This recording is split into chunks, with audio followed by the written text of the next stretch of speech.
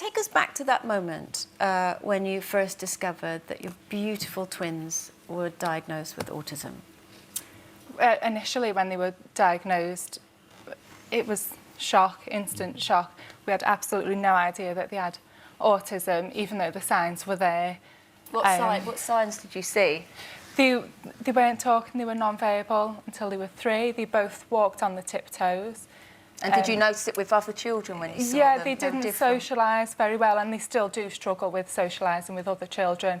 That's probably one of the most heartbreaking parts of it, because that's just something you expect your children to do, go and make lots of friends.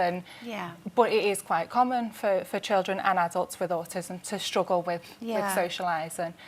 But they were our first children, so we didn't think they were any no one to different. compare them to. Yeah, so initially when the paediatrician said, you know, I'm quite certain your twins have got autism, I felt quite angry that she'd seen something I hadn't seen in my children, and I thought, how can she say that when I've raised these, I've been with them every single day, and surely I would know if there was something not quite right with them. But it was just a lack of knowledge on my part. And was Paddy there with you? So he was there, he was completely stunned too, and when we went away and we researched it, everything did fall into place, and we had seen it, we just didn't know it was autism, where, you know, a paediatrician or a doctor will call it that.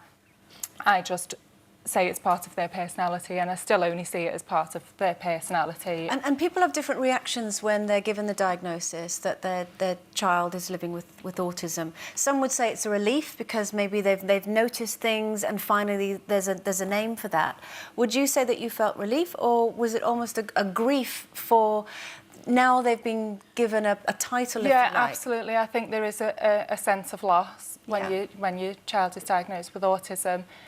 You know, the things that you plan out, what you think you're going to do, go to Butlins for the weekend, go to Blackpool or holidays, you realise actually those things might not happen, you know, as it would normally. But that was when we first found out. Now, since I've done my research and I know a lot more about it, I'm really confident that I'm the right mum for these. I know I can give them a really good life. I know with lots of planning, lots of research into everything and preparing the twins, I know they can do anything. I know. What's day-to-day life like?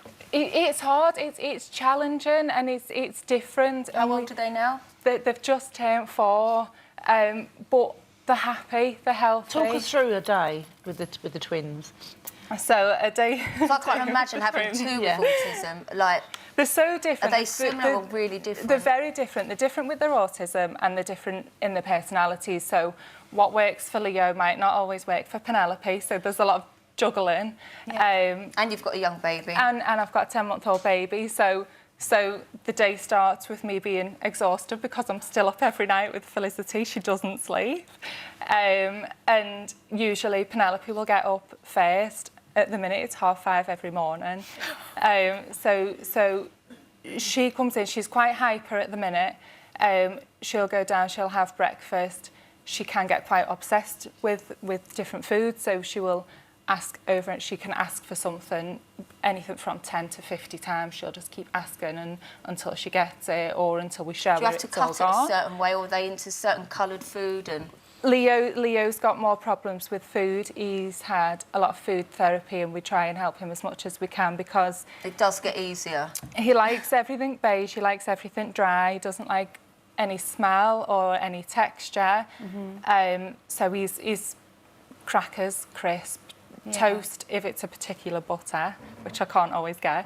So wasn't there a moment where you tried your absolute best, going from supermarket to supermarket to try and get this butter? I have very little time to myself, so I had a half-an-hour window where I could go and find this butter so that Leo would eat his toast, and I went to 4 supermarkets, and at the last one, when this butter wasn't on the shelf, I just burst into tears in the fridge aisle, and I could see the staff like going, you know, there she is, the crazy butter lady here again, because I've usually got like 6 blogs of butter when it's there. People have to realise, it's easy for people to listen to, but it's amazing how if you don't have that structure right, So that to him, it's a tiny little thing, but to him, it is so important. And I know lots of other mums will say, oh, just try a different butter. You're being too soft. It's not. He will not eat now until I get that one. And even when I do, it can take a good couple of weeks before he'll even try his toast again, because in case mummy's changed. Do they go to nursery or?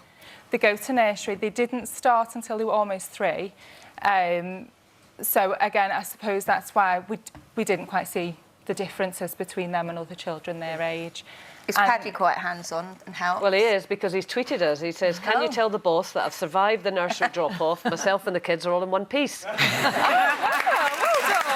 sound like you're doing a good job. You sound like you're pretty organised, and you have to respect. I feel like this is, you know, when you're at school and you're being pushed into, you know, what are you going to do when you leave? And I didn't know, and I never really found my purpose in life until I had the children and knew I wanted to be a mum. And now, understanding more about autism, I know I can help them, and I know I've got tons of patience. I know I can plan ahead. I'm quite creative in how I think, slightly outside the box. So you know, your children are so blessed to have you. Yeah. No, I'm blessed. I'm blessed. Just listening to you speak, I think all our children are given to us for a reason, and listening to you speak, you can really hear that coming from you.